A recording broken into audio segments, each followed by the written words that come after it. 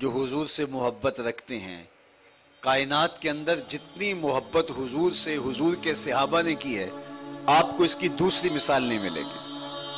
حافظ شیرازی نے ایک دن اپنے محبوب سے مخاطبت کرتے ہوئے کہا کہ زمانے میں میرے جیسا کوئی عاشق تمہیں نہیں ملے گا، کہا اس لیے کہ تیرے جیسا سونا بھی تو نہیں ملے گا۔ محبت کے اندر جو کشش ہوتی ہے، محبت کے اندر جو ہے وہ پیچ و تاب اور اضطراب اور تیزی ہوتی ہے، وہ حسن کی فراوانی کی وجہ سے ہوتی ہے۔ جتنا حسن فراواں ہوگا اتنی محبت میں جوش ہوگا، اتنا محبت میں زور ہوگا۔ تو کائنات میں اگر حضور جیسا سونا کوئی نہیں تو ابو بکر جیسا محب بھی کوئی نہیں ہے، حضور جیسا سونا کوئی نہیں تو بلال حبشی جیسا پیار کرنے والا بھی کوئی نہیں ہے۔ تو جس قدر حضور علیہ السلام سے صحابہ نے محبت کی ہے، آپ نے محبت کی لوک داستانیں بھی پڑھی ہوں گی، اور بڑے بڑے شعراء نے، پنجابی، اردو، انگلش، مختلف زبانوں کے ماہرین نے اپنے اپنے علاقے کی داستانیں بیان کی ہیں۔ محبین نے محبوبوں کے لیے کیا کیا نہیں کیا، کیا کیا نہیں کیا، کیا کیا پاپڑ نہیں بیلے، اور انہوں نے سمندروں کے کلیجے چیر دیے، پہاڑوں کے کلیجے چیر کے نہریں تراش لی۔ محبوبوں کے لیے محبوں نے کیا کیا دکھ نہیں جھیلے، لیکن آج تک آپ نے نہیں سنا ہوگا کسی محب نے محبوب کے پانی کو بھی ہاتھ پہ لے کر کے اپنے منہ پہ ملا ہو، محبوب کا لعاب بھی اپنے چہرے کا غازہ بنا لیا ہو۔ آپ کو یہ یہاں ملے گا کہ حضور لعاب پھینکتے ہیں تو وہ صحابہ کے ہاتھوں پہ ہوتا ہے، اور پھر اس کو غازۂ جمال بنا لیتے ہیں، چہرے کا نور بنا لیتے ہیں۔ حضور علیہ السلام وضو کرتے ہیں تو وہ پانی زمین پہ نہیں گرنے دیتے، کسی کے ہاتھوں پہ گرتا ہے، اور جس کو وہ پانی میسر نہیں آتا تو وہ ان گیلے ہاتھوں سے ہاتھ رگڑ کے اپنے چہروں پہ مل رہے ہوتے ہیں۔ جنہ اکھیاں دل بر تکیا او اکھیاں ہی تک لیاں، تو ملیوں تا ساجن ملیا ہن آساں ہی لگ رہیاں۔ تو پیار کی یہ کہانیاں کتنی دل آویز ہیں۔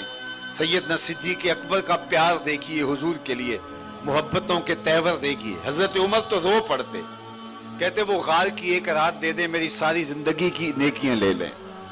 اللہ اکبر، پیار کا رنگ کتنا انوکھا ہے کہ جب ایڑی رکھی ہے سوراخ میں اور حضور علیہ السلام مبارک گود میں ہیں، لگتا ہے رحل میں قرآن رکھا ہوا ہے۔ کیا رنگ تھا، کیا جمال تھا۔ اب سانپ سارے راستے مسدود پاتا ہے تو ایک جگہ اس کو انسانی گوشت دکھائی دیتا ہے، تو اس نے پھونک ماری اور اس کا زہر بدن میں سرایت کرنے لگا۔ مجھے بتائیے، اچانک چونٹی بھی کاٹ جائے تو انسان کپ کپا کے رہ جاتا ہے، اور سانپ کا تصور ہی، آپ یہاں بیٹھے بیٹھے اگر تصور کر لیں کہ اچانک میرے بستر میں سانپ گھس آئے، میرے پاس سانپ موجود ہو، تو بدن پہ لرزہ طاری ہو جاتا ہے۔ اور پھر ایڑی حضرت صدیق اکبر نے سوراخ میں رکھی ہے اور گمان تھا کہ یہاں کچھ ہو سکتا ہے، اور پھر سانپ ڈنگ لگاتا ہے، پھر ایک نہیں ڈنگ پہ ڈنگ لگاتا ہے، اور اس حالت کے اندر کون اپنے آپ کو سنبھال پائے۔ لیکن حدیث کے لفظ سنیے کہ حضرت سیدنا صدیق اکبر نے اپنی ٹانگ کو جنبش بھی نہیں آنے دی، مخافت ان یتنبہ رسول اللہ صلی اللہ علیہ وآلہ وسلم، اس ڈر سے کہ کہیں حضور بیدار نہ ہو جائیں۔ وہ ڈنگ پہ ڈنگ لگا رہا ہے اور آپ اپنی ٹانگ کو جنبش بھی نہیں آنے دیتے۔ ذرا تصور تو کیجئے، یہ تماشا لبے بام تھوڑا ہے، سانپ ڈنگ لگائے اور ٹانگ کو ہلنے بھی نہ دے کہ کہیں حضور بیدار نہ ہو جائے۔ اپنی ساری توجہات اور توانائیاں سمیٹ کے اپنی ٹانگ کو یوں کھڑا رکھنے کے لیے کہ معمولی جنبش میں پیدا نہ ہو، پورا زور یہاں لگایا، لیکن بے اختیار آنکھوں سے آنسو ڈھل پڑے، توجہ ادھر سمٹ گئی، اور آنکھوں کے حلقے توڑ کر کے آنسو حضور کے رخسارے پہ گرے۔ آقا بیدار ہو گئے، اور بیدار ہوتے کا مالک یا ابا بکر، ابو بکر کیا ہے؟ تو جناب ابو بکر نے کیا جواب دیا؟ ذرا محبت کے رنگ دیکھیے۔ انسان پر جب ہنگامی حالات ہوں اس وقت آداب یاد نہیں رہتے، اس وقت ماضی کے اور رویے اسلوب کے جو ہوتے ہیں وہ ترک ہو جایا کرتے ہیں، اور ہونے بھی چاہیے، چونکہ ہنگامی حالت ہے اس کی اجازت بھی ہونی چاہیے۔ وہ کسی نے مائک سے پر گفتگو کرنے سے قبل عالی جناب حضرت صاحب کیا کہنا تھا، لیکن اس میں کرنٹ تھی تو جو ہی ہونٹ لگے تو اس کی زبان سے گالی نکل آئی. اس لیے چونکہ جب حالات نازک اور ایمرجنسی ہوں تو پھر صورتحال بدل جاتی ہے. آپ علماء سے پوچھئے کہ کئی مقامات پر فعل کو حذف کرنا واجب ہوتا ہے. اس میں ایک منادہ ہے کہ جب اس انداز سے اتقاء کی تحذیر کے ساتھ جو ہے وہ فعل حذف کرنا جو ہے وہ واجب ہو جاتا ہے. وقت بڑا تھوڑا ہے. اچانک سانپ نکل آیا, اچانک شیر آ گیا, تو آپ یہ نہیں کریں گے کہ اتق الاسد, بلکہ کہیں گے الاسد الاسد. وہاں جو ہے وہ اتقاء کو حذف کرنا واجب ہو جاتا ہے. کیوں؟ اس لیے کہ حالت ہنگامی ہے. تو ہنگامی حالت کے اندر تو صورتحال مختلف ہوا کرتی ہے, لیکن کائنات کے اندر یہ میں محبت کی انوکھی مثال سمجھتا ہوں. اور یہ غیر اختیاری کیفیت ہے. یہاں اختیار انسان کا جو ہے وہ کام نہیں کرتا, لیکن محبت جب ہڈیوں میں بھی رچی ہوئی ہو تو پھر غیر اختیاری کیفیت بھی وہ ہوتی ہے جو ابو بکر صدیق کی تھی. تو جب سانپ ڈنگ پہ ڈنگ لگا رہے حضور بیدار ہوئے, فرمایا ما لک یا ابا بکر. تو ابو بکر نے یہ نہیں کہا, جو ہے وہ ڈسا گیا, میرے پاؤں میں ورم ہے, سانپ ڈنگ لگا رہے, بلکہ انہوں نے کیا کہا, لدغت فداک امی و ابی یا رسول اللہ. میری ماں بھی آپ کے قدموں پہ قربان, میرا باپ بھی آپ کی راہوں پہ نچھاور, مجھے سانپ نے ڈس لیا ہے.